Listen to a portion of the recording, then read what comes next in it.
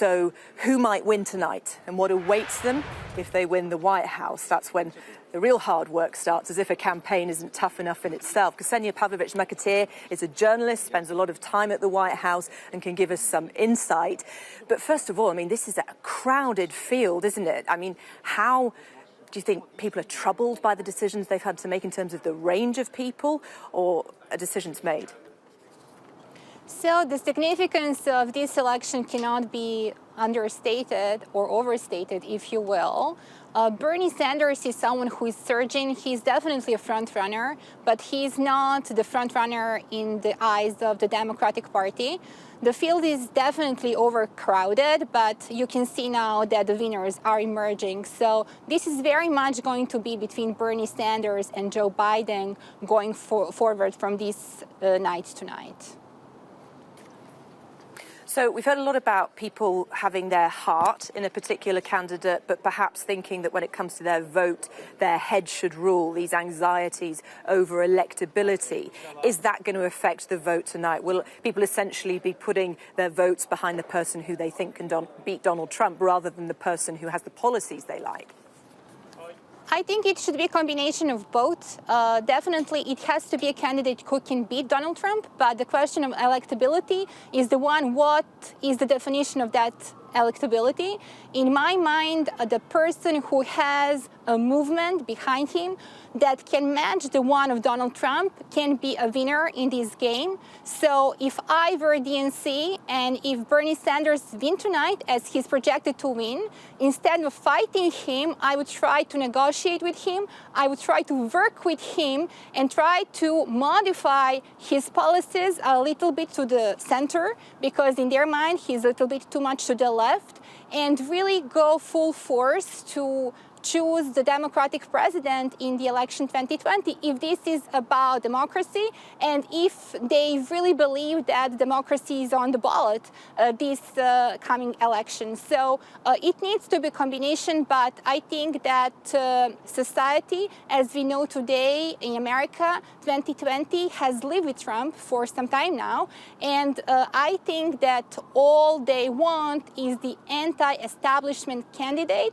unscripted politician. And if that politician can bring a change, if he can bring social justice, if he can speak to the broad population of Americans and offset the damage that Donald Trump has made in the past 4 years, I think he has a chance to do that. And most importantly, it has to be someone who can reconcile the progressive wing in the Democratic Party and the more old school establishment, moderate centrist wing in the Democratic Party. So whether this is going to be Joe Biden or is this going to be Bernie Sanders, we are yet to see. But the Democrats, if they really want to beat Donald Trump, they need to come together and find a way to work together.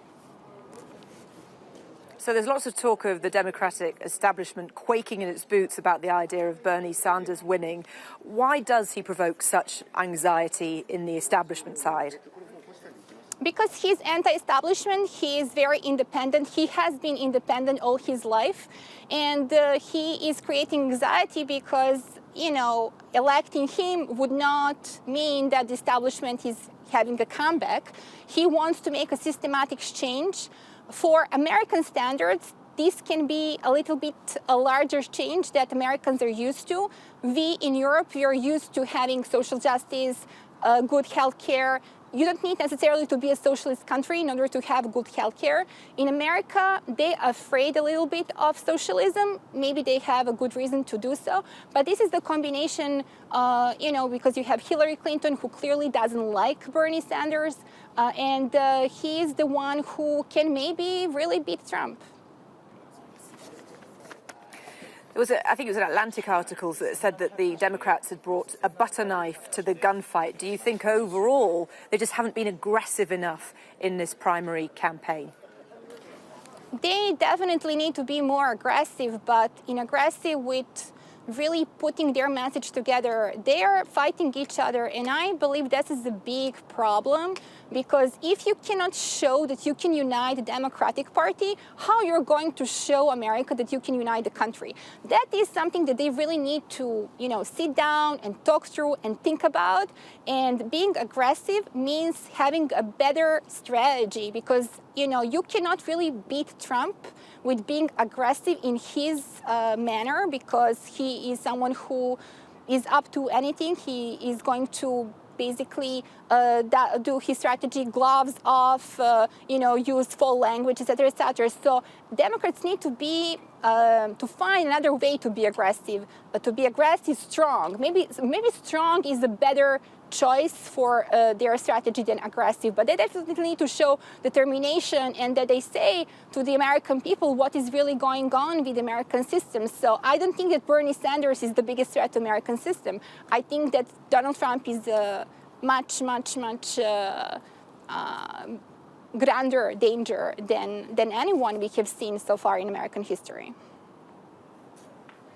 Yeah, Ksenija Pavlovic Mcateer, thank you so much. Tonight really is anyone's guess. It's just educated guesses at this stage until those results start coming in. The Iowa Caucasus is crucial, not for the number of delegates it gives, for momentum, buzz and energy that the winning candidate will hope can propel them all the way to the White House. Now, you would be forgiven for being slightly confused about what actually happened. So let's talk you through that and give you a sense of how all this all works. We put together a simple guide.